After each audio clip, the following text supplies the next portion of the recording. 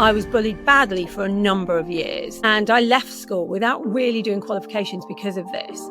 And so when I went into the business world, like 30 years later, I didn't expect to have to deal with bullying again. I thought I'd put all that behind me, like in my teen years, and that I wouldn't have to deal with it. All of these things happened and I got bullied. And that was actually the best thing that could have happened to me, because the thing that I was most scared of happened quite quickly. And so I went and hid, and then realised I wasn't going to hide.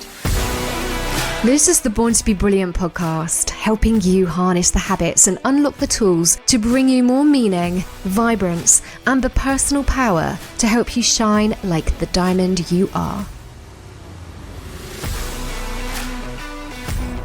Hey, and welcome to another episode. I am delighted to be joined today by Lisa Johnson, business strategist, and she is going to share her insights, experience, wisdom, and reassurance, hopefully, for some of you, around the whole concept and topic of bullying in business and being bullied or behaving as a bully and all of the things that can go on in the world of business. Lisa, massive welcome to the podcast. No, thanks for having me. Happy to be here. Yeah, so good. I'm really excited about talking about this because I think it's such a common aspect to business, but that gets buried, and probably for reasons of fear, shame, if someone's bullying me, maybe I have done something bad, or all kinds of things that come up. And every time you talk about this publicly, I think women in business go, oh my goodness, I'm so reassured it isn't just me. I want to delve into all the things today. I want to learn how you've become more resilient to it. The more you get seen and known, the more you're probably open to target to this sort of thing. So yeah, if you could just share with us really what made you made you feel so drawn to talking about this topic, because you do. I do talk about it a lot. I talk about it less at the moment, but I used to talk about it more, and it's because I was bullied at school. So my school life was awful. Like, I was bullied badly for a number of years, and I left school without really doing qualifications because of this. And so when I went into the business world, like 30 years later, I didn't expect to have to deal with bullying again. I thought I'd put all that behind me, like in my teen years, and that I wouldn't have to deal with it. Maybe because I hadn't really been around women very much, and most of my friends are men. And so I hadn't really had groups of women around me. And so I was in a world of investment banking up until then. Again, mostly men. You don't really get much. You get a bit of bullying, but nothing major. And then I came online, and within the first 6 months was harassed, like bullied really badly. Lots of things happened to me by lots of different people. And now I get it now. I look back, I can see, someone saw a competitor coming in. Someone that was talking about some of the things that are out of integrity in this industry. People didn't like that. There was a lot not to like. I was talking about the money that I'd made. Women making money doesn't go down well with other women most of the time. All of these things happened and I got bullied. And that was actually the best thing that could have happened to me, because the thing that I was most scared of happened quite quickly. And so I went and hid, and then realised I wasn't going to hide, and that actually it's okay. I didn't die. Nothing awful happened. It was just some people didn't like me and told some other people not to like me in a very public way. And so that first time that it happened to me got me over the worst of it. And then I thought from then I was becoming resilient. Like, for instance, I had somebody a couple of years after that say something about me online that wasn't true, like some really bad things, publicly said my name and everything out of the blue. Like, I didn't really know this woman. And I didn't understand why. She wouldn't speak to me about why, but hundreds of people were writing on a thread like, oh my God, she's disgusting. I've just looked her up. She's ugly. All of this kind of stuff, hundreds. And lots of my clients were like, what's happened? Why are they saying these things? Did you do these things? And I was like, no. And I didn't know what to really do about it. And then I thought I'd been resilient, but that hurt. And I was like, oh, maybe I'm not as resilient as I thought. And I spoke to a few clients who said, we've had people bully us all the time. We've had people lie about us. We've had clients that say they don't want to pay, and if we don't, give them a refund, then they're going to say all sorts of lies about us online. And I was like, this can't be right. And I'm legally trained. And so I was like, maybe there's a precedent out there. Maybe somebody's already taken someone online, like a coach, has taken somebody to court for defamation. And I had a look and no one had. Like lots of people had said they would, like sent a cease and desist, and no one had taken it all the way to high court because it's expensive. I was like, what if I made the first precedent case so that other people who go through this can say, hey, be careful, this happened and she won. And so I did, and I won. And I won 6,000 in damages. No, I don't tell many people this. I didn't collect the money. I wasn't doing it for the money.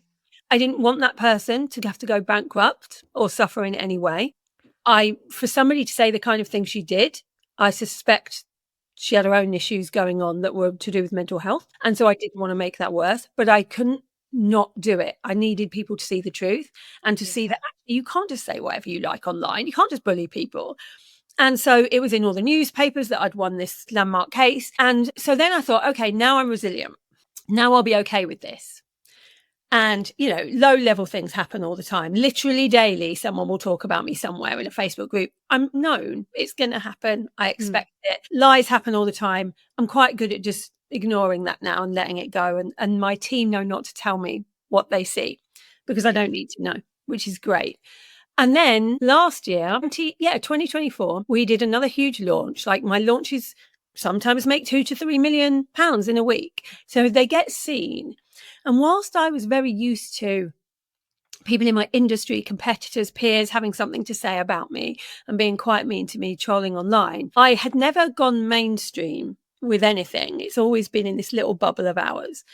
And this time, this launch did so well that it got very public very quickly and people were talking about it everywhere. And suddenly I went very, very known in Mumsnet by some bullies. Okay. And suddenly I had 52 pages on Mumsnet, all just the most awful things that you can imagine, talking about how I'm a scam artist. These people had never met me. They admitted they'd never done any of my courses. They didn't know me, talking about what I looked like, how I was a disgusting person. They looked into my background. They looked at where my kids went to school. All this like a mass bullying in one time, just during the time I was launching. And I thought I was resilient. That made me realize I wasn't, because I was like, I have no idea what to do about this. Like, I'm used to this. I'm not used to mainstream hate. No. And I didn't really know what to do about it. And it went to Reddit and it went to Tattle. And suddenly I was everywhere, but not being talked about in a good way, apart from a few clients that would go on there and go, hold on a minute, I've worked with her and it's really good. Yeah. They didn't care about that. They were like, oh, you're just pretending to be Lisa. Like, there was nothing that anyone could say. And I was a bit stupid. I am somebody that believes you can reason with people. And I wanted to understand why these people were saying these things. And so I went on there and wrote, hey, it's Lisa here. I just wanted to cover some of the things you're saying because they're really not true. Like a lot of the things you're saying are false. And I want you to know why they're not so that you can understand and try to reason. That was the worst thing you could do. Never play with the trolls, ever. People had told me that. And I used to think, why? They're just normal people. They don't care what the truth is. All they care about is bullying. They're just bored, just people at home. And so that made everything worse. Then suddenly they were following every word that I did anywhere on social media and picking it apart. And it became really toxic and it made me not want to be on there. And then I was at an event with a friend, Danny Wallace, the big festoon, and she said, can I interview you really truthfully about how you're feeling about what just happened? Because it happened like 4 days before. Oh, God. And so I thought, this is going to be hard, but actually maybe it's time to show people what this really does to people. And so I did. I went on stage and I talked about what happened and I was crying because it was still really raw for me at that time. And afterwards, there were 3 people in the audience that had much bigger profiles than me. And they came over to me and they showed me, they said, just want to show you something. They showed me Tattle, Mumsnet, hundreds and hundreds, much more than me, of nasty comments about them, like whole massive threads about them. And they were like, this happens every month. You don't have to worry about it. Anyone that's successful is going to get this. And what that did was completely normalized what is going to happen if you get known. Mm, and that it's okay, and that you don't have to have anything to do with it, and that it won't stop you making money. It won't stop people believing that you're a good person. And once I knew that, then I became really resilient, because mhm, I realized that it didn't actually stop anything. We made 2.4 million in that launch. Like, mhm. some people, when I asked where they found me, they said Mumsnet. Those people had talked about me so much that they came over to see who I was, and then were like, "Oh, well, I Oh, like her. wow. I'm going to book on." So they actually bought me more clients. Because of it. And so I was like, okay, then it never will matter again. And from that point on, I decided to stop worrying about what I was saying online and what people might think of me, and to live life as if I had already been cancelled. Mm. Brilliant. And from then it's been brilliant. And then now I'm Teflon. Like, I don't care what anyone says about me. I don't care about bullying online. The way to stop bullying online is to put your phone down. You don't see any, Yeah. you do that. Like, it doesn't mean anything. And so, yeah, resilience has come over time. I wouldn't say I was resilient at the beginning of this journey at all.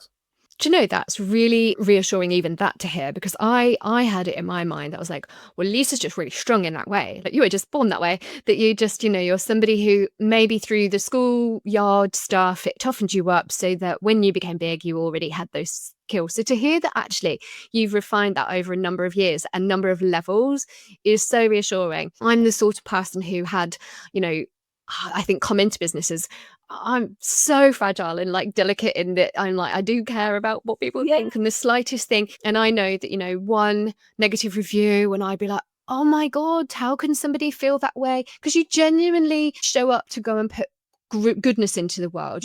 Everything you stand for is pure and with good intent. And so even the thought of incidentally upsetting someone, you're like, oh, well, why and how? And oh my God. I think what you need to realize is that those reviews, most of them just aren't true. So when That's I it. Yeah, they're think not. these people used to hate me, I was like, God, how did this many people dislike me so much? What did I do to make them really dislike me?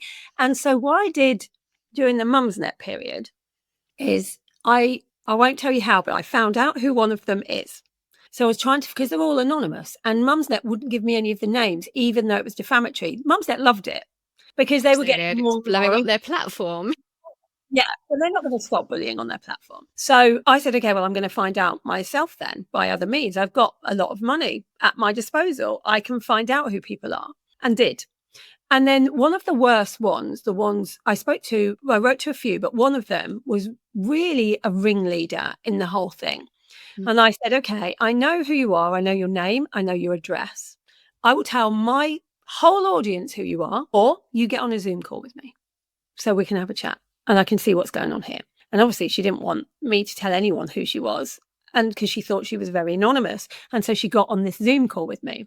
And I was shocked to the core, because she wasn't who I thought she was going to be. I thought she was going to be maybe a competitor, maybe someone that is, really young and shrewd. And I don't know what I thought, but who turned up was a grandmother who was, she was old. She was a grandma. She had a picture of her grandkids behind her. She had a perm. She looked like a grandma. And I was just shocked by it. And I was like, what?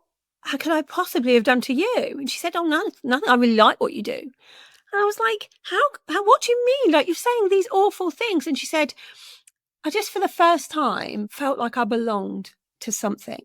All these people loved it every time I said something mean about you. And I've never felt like I belonged to anything. And I felt like I belonged to this mission in our united hatred of you.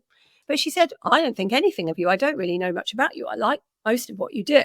But when I joined in, people liked me. And I think now, when I think of these people all saying hate things, I just think of all these people that just want to belong.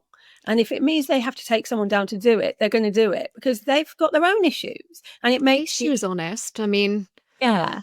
And it makes me able to not hate back. mm, surely everyone who behaves that way, it must come from some place of their, it's about them. It's always about them, not about you. Because let's face it, I always stand by the phrase that nobody who's doing better than you will ever try to tear you down. And so there's something underlying in it that is about them. But what about when they are, so we know in the online industry of coaching and similar service-based industries, you're providing a service, and sometimes people do feel hard done by. They feel like, oh, I didn't realize that, or they get buyer's remorse. Very, very common, the refund culture we live in. So what about when people have got this irritation or whatever, be in their bonnet, and they genuinely feel like they've been done, something's been done wrong to them, and their, I guess, hatred and nastiness and all that stuff comes from that, but they can't see it. They genuinely think they're right, and they don't think they're being a bully at all. I have that going on now. I have that going on right now. So somebody that was in my mastermind last year, halfway through the year, she's really happy. I've learned that the biggest fangirls are the ones that will become the biggest problem, the haters, the bullies. Yeah. I've learned that over a number of years, and she came into the mastermind really, loving everything, loving me, wanted to be me, talked about how she wanted my life, all of these kind of things. Yeah, which already is a red flag to me when people do that now. She was happy, she was telling other people in the mastermind how great the mastermind was, how much she'd learned, all of these kind of things. And then I found out that she was telling one of my staff vile things about me, like really bad things about me. And I didn't really know what to do about it. I thought, can I carry on? I wrote to her and said, is there anything you need from me? Because some of the things she was saying is like, it's all right for Lisa going on her private yacht while we're all trying to make money. Like, Lisa should be the one making me the money. She shouldn't be going anywhere until she's made me the money back. Like, I'm responsible for it. And all of these kind of things. Like, I think Lisa just takes people on and then doesn't care about them, all these things. And my staff member didn't want to come to me. But in the end, she said, look, I think there's a conflict of interest here. I think it's a safeguarding issue. I don't know if this woman is well because of some of the things that she's saying. Wow. And I was like, so I wrote to her and said, hey, is there anything you need from me? Like, can I be doing any more to support you? No, I'm fine. And so I didn't really know what to do about it. In the end, I had to tell her that I knew what she'd been saying, because I was like, that I need to be able to help you, and I don't know how to while you're feeling like this, and I don't know why you're feeling like this. And that opened the floodgates to 6 months of vile messages, nastiness, her telling other people in the mastermind that they should not like the mastermind, and, triangulation and all the things that come with that. And it happens all the time. Someone feels they're hard done by. She didn't, for some reason, think she was getting out what she wanted. I think sometimes people do pay me money and think that the act of paying me money will make them rich. Yeah, magic. Yeah, whereas they have to put in the work. And I think it shocked her that she was going to have to do something. And so, yeah, it was awful. But that will happen. Like, I have 6,000 clients a year. That's going to happen. Yeah, the odds are there, right? All you need to do is, we have contracts for a reason. We're in business, and we need to act like businesses. One of my bugbears is that online businesses don't act like businesses. If you were in any other business and someone went, oh, done the course, don't really want to pay you anymore, or done the course, don't really like it, I'll have a refund, it just wouldn't work in any other industry. But for some reason, we always say, I can't be bothered to, have the energy wasted on this, so I'm going to refund, or I'm going to let her get out of the contract. I don't believe we should be doing that. I believe it's not doing them a service anyway, is it? It's not. People need to be held accountable. Yeah. And who would that make them become going forward? I know, like, I remember you'll see like a refund request for something somebody bought an online course bought 2 years ago. Oh yeah, I haven't actually opened it, started it, so can I get a refund? No, that's like getting a sofa from DFS, putting it in a room that you don't actually go in, and then deciding you didn't really need it. Can I just, get a refund for what I paid 2 years ago? It's crazy. Yeah, but because we're personal brands, people really do think. The other thing people think is that all the money that you make goes in your pocket. So when people say things like, like, oh, well, you've got loads of money. I'm paying 13 staff. Like, it doesn't work that way. It's the business's money. I'm not the business. And trying to get people to see that is sometimes difficult. They don't. They just don't. And they always seem to, you mentioned about that lady as well, like how they always need to rally the troops, don't they? They can't just go, this is my issue and I'd like to sort it out. They've got to try and other people think it too, kind of comment. Always say, yeah. And also talk to other people and they agree. And I actually, on this occasion, went to every single person in the mastermind to make sure they were okay. And they were all like, yeah, we're fine. Like, we haven't said anything, which is usually the case. But they feel like more validated if they say that other people are feeling it too. So I think those are examples where you've kind of gone, hey, look, I know what you're saying, or I know what you're doing, what's wrong. And then it's almost like, okay, fine. And you've opened the floodgates. But I think there are lots of people that sit there, completely unaware that they're being a bully, or that they're treating a business or owner unfairly. I think this person thinks that. Yeah. I don't think she thinks at all that she's doing anything wrong. No, no. They're completely sitting in a victim place where everything's been done to What them. else? Yeah. And I don't think you can change people. Like, you can't make people see things differently. And I mean, I've learned that the hard and expensive way. Like, you have to reach that point where you go, that's about them. It isn't about me. And take the threats and take the things as like, sure, ultimately, who's going to listen to, like you said on Mumsnet, there were people that were still seeing that. And it's like the bad review you get on TripAdvisor. And you read that review and you read between the lines, go, wow, they obviously didn't have a good time. But the other reviews are all great. And I do think that's it. I think that people these days, I do think it was different 10 years ago, but we're really used to online world now. Anyone Yeah. in the online world, when they read someone saying something about someone else, I think these days they do read between the lines. I think they everything they read with a pinch of salt. And I think they look at the other side and go, what might have happened here? Did that person pay? Like, I do think people are cottoning on to that fact. I used to feel like I constantly had to defend myself when people said things. I no longer do, because when I talk to people, people go, well, if somebody's going to go on social media and bitch about somebody, we don't think much of them anyway. So we're not going to listen much to what they say, because it's not a very professional thing to do. And so actually what happens is people have started to go, I will believe what I know of this person by my own interactions with this person, rather than what other people say. I've had quite a lot of people come to me and say they want to work with me. Some paying me up to 30,000 to work with me, who have said, I only heard about you because another business coach was slagging you off. And that's what they hear about me. And so it obviously didn't stop them from coming to That me. would actually intrigue me, because if somebody who's technically a competitor business coach slagging somebody else off, doesn't matter who it is, the very fact that somebody would do that would immediately make me not want to work with them. That's what And and then you go, well, so who is this person you're so afraid of? And then that's exactly what happened. And half of the people that tell me that, and that happens all the time, like, oh, I didn't like you at the beginning because such and such said not to go near you. Half of the people that work with me where that happens, the people that have said it are still lovely to me. Yeah, I bet. They don't know, and I know. And I know, like, the things that these people have said, but it's not to do with me, it's to do with them. And I'm not going to change my behavior and how I am towards people just because of things that they've said. And they're probably still where they were at those kinds of levels, and not moving forward and gradually repelling the people that are coming over to you. It's crazy. It is crazy how much this goes on. The phrase "the customer's always right" is one that bothers me, because they're really not always right. And especially in this. No, they're not. And we know they're not, because we're customers and sometimes we're wrong. Yeah. So we know that we're not. We've all done these things. We've all, in some level, been that person that has complained when really we know deep down it was our own problem. We didn't do our due diligence or whatever.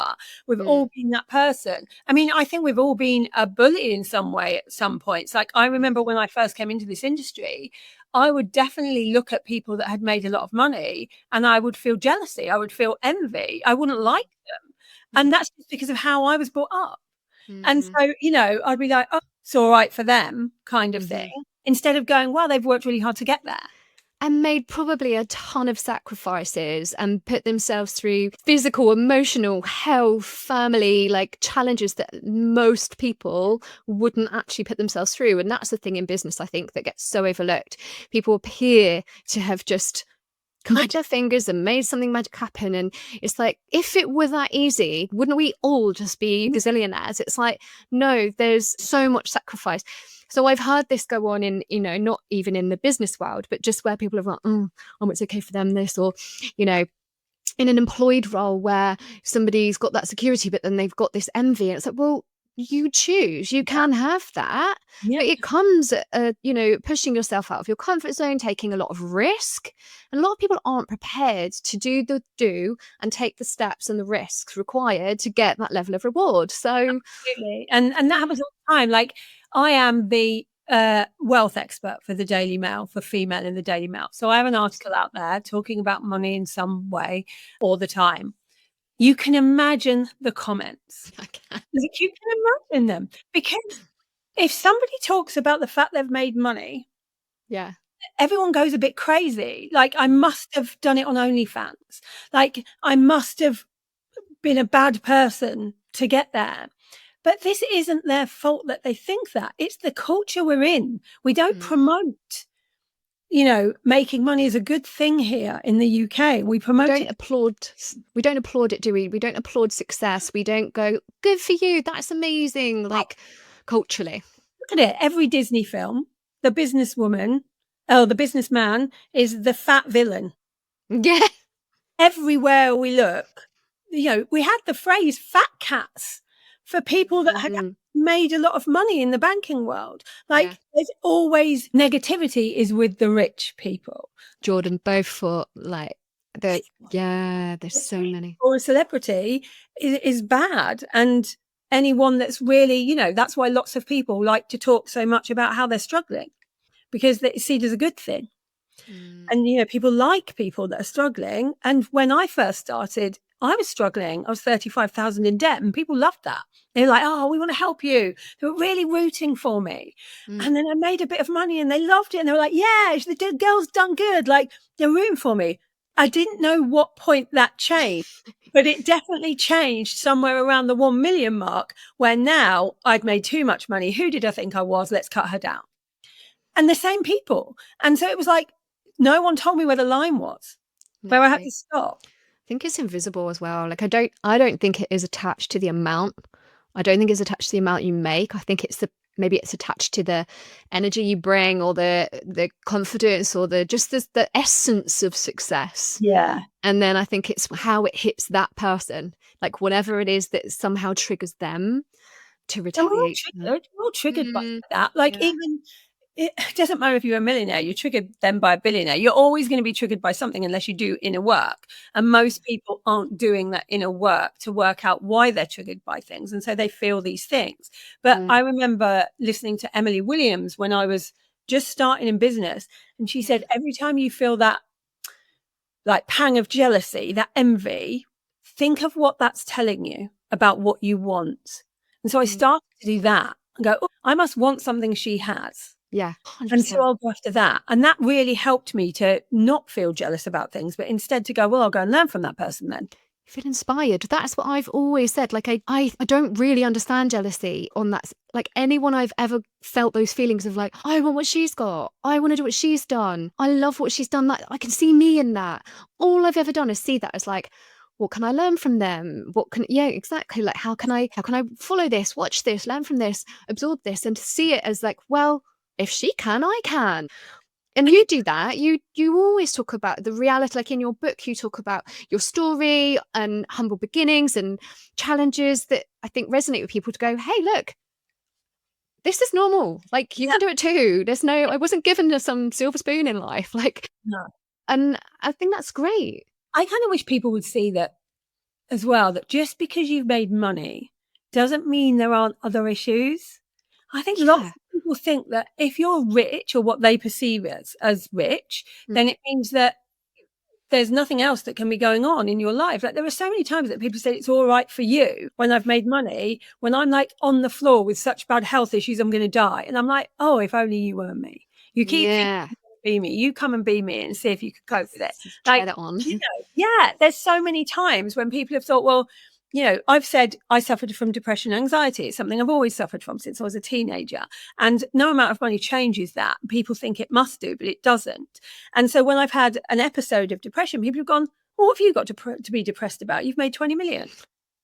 Like, there's no correlation between. It's not the cure. I think also you get that they don't know. And I think to some extent, people who have large levels of success are built a certain way. Like there are certain qualities in their drivers, and some of those drivers have come from extreme adversity or challenge and things that actually the person who's lived the very level like life and not had huge highs or lows hasn't got those things to draw upon or drive them. Or I think I was born fairly entrepreneurial, but I don't doubt the fact that losing a parent as a teenager wasn't a massive kick, in the you've got to flipping go out there and be what you can be like. And I think I see it and hear that so many times. I'm also, like many women in business I meet, have an ADHD brain, and I think, well, there's other things that come with that. And I think a lot of the people who do live an extraordinary life have extraordinary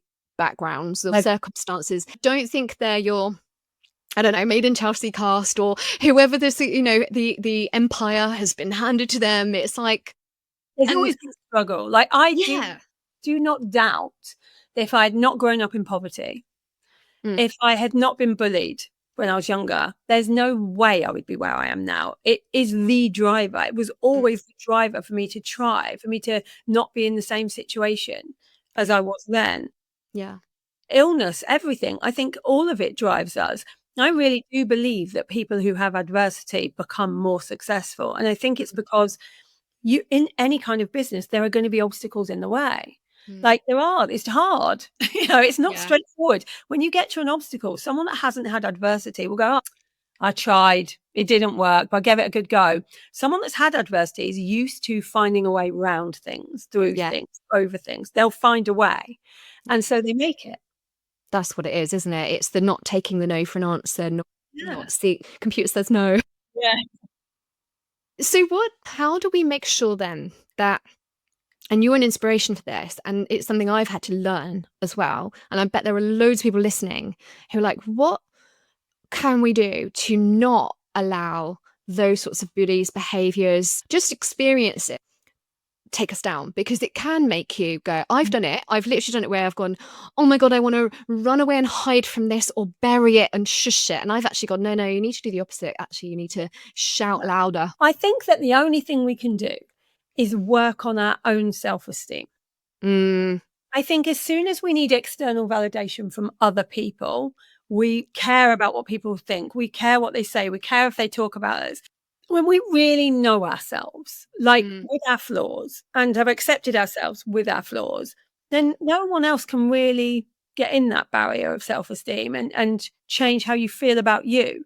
And that's all you need. You just need a rock solid belief in yourself, belief in your own integrity, belief that you're doing things with the right intention. Then anything else just becomes noise. And it doesn't matter. And I think that's what we need to work on. And you see this because when people who have hurt people then do inner work on themselves, you see the change immediately. You see it. They're not that person anymore, and they just become better people to be around. That's so true. It's as, like we always say, you can't change anybody else, only yourself and how you respond to things. And I think that's true. Becoming that impenetrable force of like knowing yourself and your work, so that whatever's said, that you can, with solid integrity, say your story, your piece, and know that it's all. No, I think one of the biggest things I've learned over the past 7 years of being in business is silence is not acquiescence. So I used to believe that if I didn't say my piece, if I didn't argue back, if I didn't defend myself, that would mean that it was true. I haven't said it's not. And now I don't believe that at all. I think it's absolutely okay to be silent, and still people will know that things aren't true. You don't have to say it. You can just let it go and have it nothing to do with you. I'm reading Mel Robbins' Let Them at the moment. Oh, me too. Audible. So good. Love it. Let people do it. It's fine. Let them, let me. And it's so good. It's not, I think you'll agree, like it's not brand new information, but the way she tells the stories that she tells, I just love it. And it really lands and resonates in a whole another way. I actually think it's a real for everyone, but it's great. Yeah. But it's exactly what we're saying, isn't it? Which is that's them, let them, and you do you. Yeah, that's just, it doesn't have to affect us at all. We can decide what affects us. Nothing that's happened so far has stopped me in any way. I'm sure there are more things to come, but I'm I'm all right with that. And, I'm willing to weather that and to think, well, if things happen, that's not on me. No, it's not. It's not. And I think remembering to tune into what you are doing that's so good and so powerful and creating so much positive change out there. Because I think when we are stabbed, we tune into that one horrible thing and forget about all of the thousands of great things and wonderful things that, people, the impact you've made. That is what happens with our mindset. So when we have when my Sunday Times bestseller came out, 50 amazing reviews, one bad review, I'm devastated by the That's all you could think about. Why do we fixate on these one things? Our brain is just made to do that, when actually, let's look at the bigger picture of who we're impacting and what it's doing. I really hope this resonates with people listening, and I really hope that it gives people the courage to look in and really develop that self-esteem and not let the fear, even if it's never happened to you, because I bet there will be people who are holding back for fear of what may be, I know I used to do that in my singing career. I was I'd sound check with the girls and they just throw out these vocals, and I thought they were amazing. I wasn't judging. I was like, it's brilliant. But I was always holding back a little bit because I absolutely just terrified of showing off, and I just kept it down. Fear of judgment, fear of being criticized, all these things. So even if you've never actually experienced the nasties, I would hate to think of anyone going, I'm going to play small to stay safe. It's no, go out there, just be your awesome self. And yeah, I'm with you. We will get that message across. Amazing. Lisa, thank you so much for having this real, raw, honest conversation, as I knew you would. I think it does do so much good for people. And I think it's something that should be talked about and not hidden away from. And, if you're getting a little bit picked on, you're obviously making waves. You're making waves, you're being visible. The only thing we need to be in business is visible. If you're, if no one's saying anything about you, are you really being the thought leader that you want to be? Because thought leaders have thoughts. Yeah. So you need to have those thoughts, even if they are disruptive to what everybody else thinks. It's absolutely okay. That's how you will get known. It is. And yeah, for every negative Nelly, you're going to have a lot more people who are behind you and quietly rooting for you. So yeah. Absolutely. Oh, amazing. Thank you so much, Lisa. This has been brilliant. So good. I know people will put links to you in the show notes, because I know there'll be people going, well, I want to look up what Lisa's doing and I want to, follow. So I will put the links if that's all right, and people can come in if they've got any questions. Is that okay? Yeah, that's absolutely. And if you want to ever ask me anything, or if this is happening to you and you don't know how to handle it, then just go onto my Instagram, Lisa Johnson Strategist, because that's me answering, not my team. I love that. Awesome. That is good to know. And I really love that you're sharing that. That's amazing. Right. Watch out. I'm going to be in your DMs. Thanks so much, Lisa. We'll talk again real soon. Yeah, nice to see you. I hope you enjoyed this episode, and remember, go out there and shine your light bright, because you were born to be brilliant.